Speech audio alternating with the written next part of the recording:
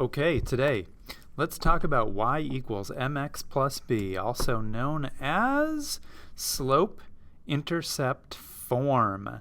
Slope-Intercept Form. So we already learned about what slope is and what y-intercepts are and how they relate to linear relationships.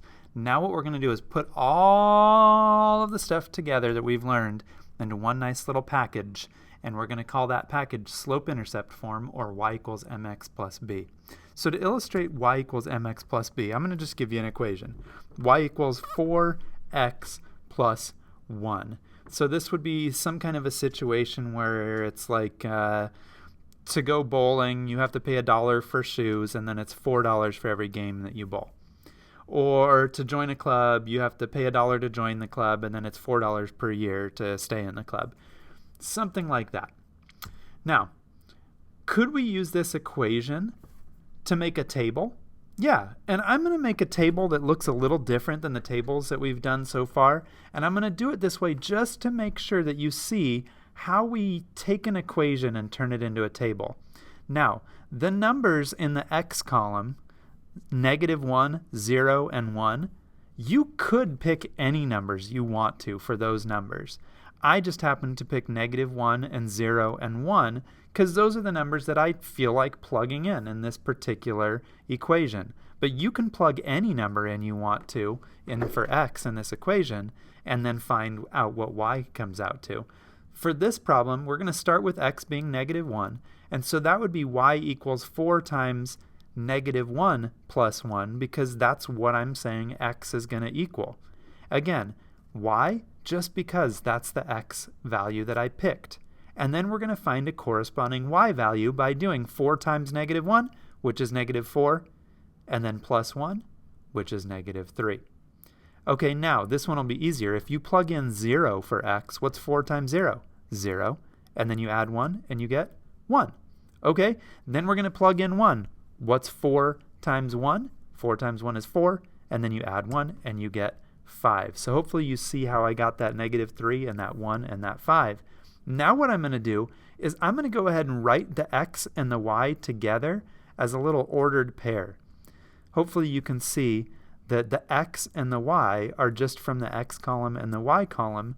Why would I write them out like that in like a parentheses with a comma in between them kind of a format? I would do that so that I could take them and put them on a graph. Okay, so we turned the equation into a table. We turned the table into ordered pairs. Now we're going to turn the ordered pairs into a graph by going to -1, -3 and putting a dot, then going to 0, 1 and putting a dot, and then going to 1, 5 and putting a dot. And then I just graphed that equation, y equals 4x plus 1. Now I took that equation, I turned it into a table, then I turned that table into points, and then I turned those points into a line on a graph. So is this a linear relationship? Absolutely. What I want you to see now is something kind of special. And I'm going to ask you some questions, like what's the y-intercept of this line? Remember what a y-intercept is? A y-intercept is where does the line cross the y-axis. Oh, I think you can see that. The y-intercept is right there. So the y-intercept is 1. Interesting. That's not a coincidence. Now I'm going to ask you another question. What's the slope of this line? Well, let's count up and over, and you get up 4 over 1. Up 4 over 1, up 4 over 1.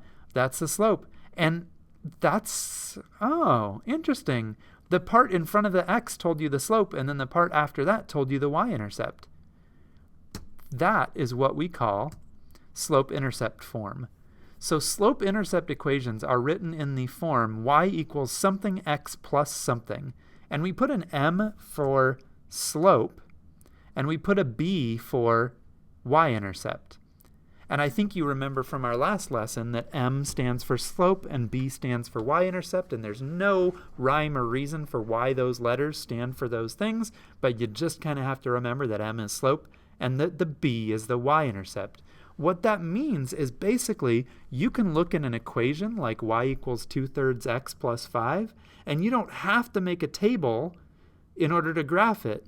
You can know what the slope is and what the intercept is just by looking at what number is in the m position and what number is in the b position. So y equals mx plus b is called slope-intercept form because it basically gives you the slope and the y-intercept for free without even really having to look that hard. So y equals mx plus b, m is slope, b is the y-intercept. Here's some more examples. What would the slope and the y-intercept be? mx, the slope is 8, plus b, the y-intercept is 6. The slope here would be -4, and the y-intercept would be 1. The slope here would be 3/7, and the y-intercept would be, -11. Notice on this one, because it's 3/7 x minus 11 instead of plus 11, that means our y-intercept isn't 11, our y-intercept is -11. Tricky, huh? But that makes sense. Okay, now we're going to actually put this into practice. Now if we want to graph y equals 1/4 x plus 1, we're just going to figure out what the slope is and what the y-intercept is, and we're going to use those to graph it. So what's the slope? The slope is the number in front of the x, 1/4. What's the y-intercept?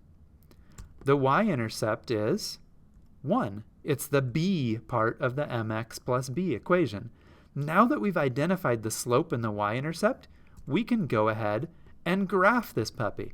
So we did step 1. We identified the slope and the y-intercept. But what's step 2 going to be? Step 2 is going to be start with the b value, start with the y-intercept. And in this case, we're going to put a dot on the y-intercept on the y-axis. So where's the y-axis? Okay, there it is. Where is 1 on the y-axis? There it is. We're going to put a dot at 1 on the y-axis because we know our line is going to cross through that point.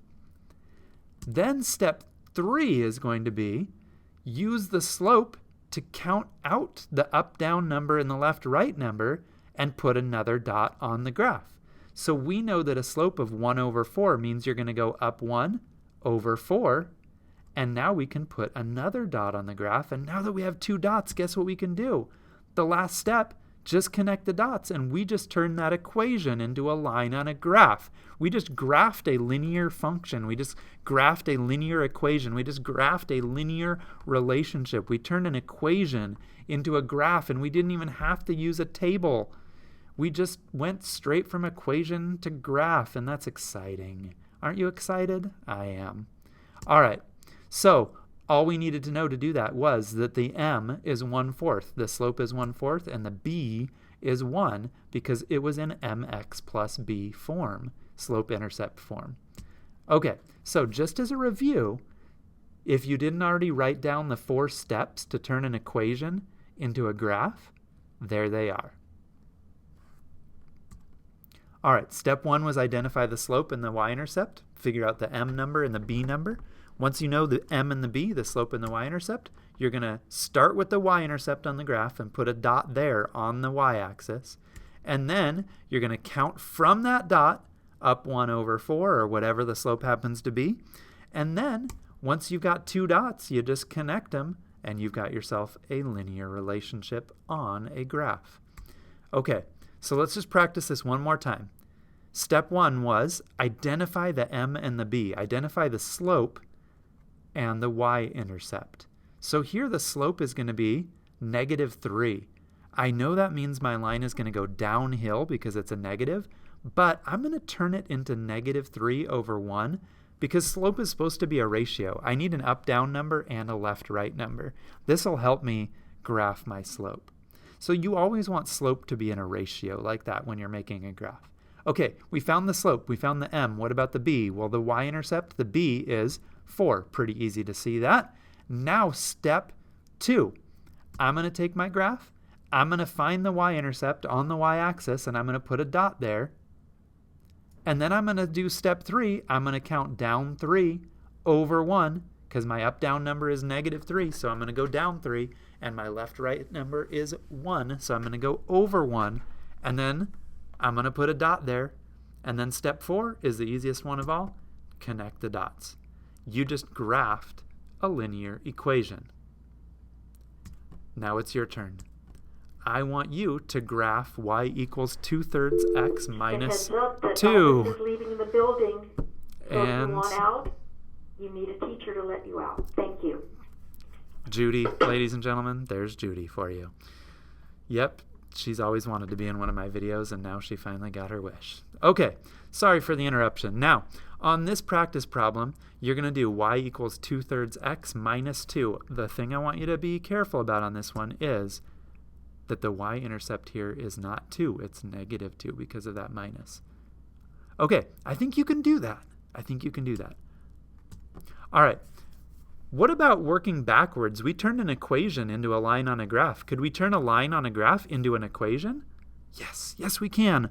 Can we find out the m and the b just by looking at this line? Certainly. The slope is, well, look at, between the two dots it goes up 3 over 1. So the slope is 3 over 1, or 3. What's the y-intercept? Oh, I see it crosses down there at -5. Now all I have to do is plug in my m and my b into mx+b form, and I have 3x. And then I could put plus -5, or I could just put -5. So you could say y equals 3x plus -5, or you could just say y equals 3x minus 5 for this problem. So now you try it. Give me an equation for this line. You got to count the slope, and you got to find the y-intercept. Put those two things in for m and for b into mx+b form, and you will be done with this lesson. Slope and y-intercept. And that's all.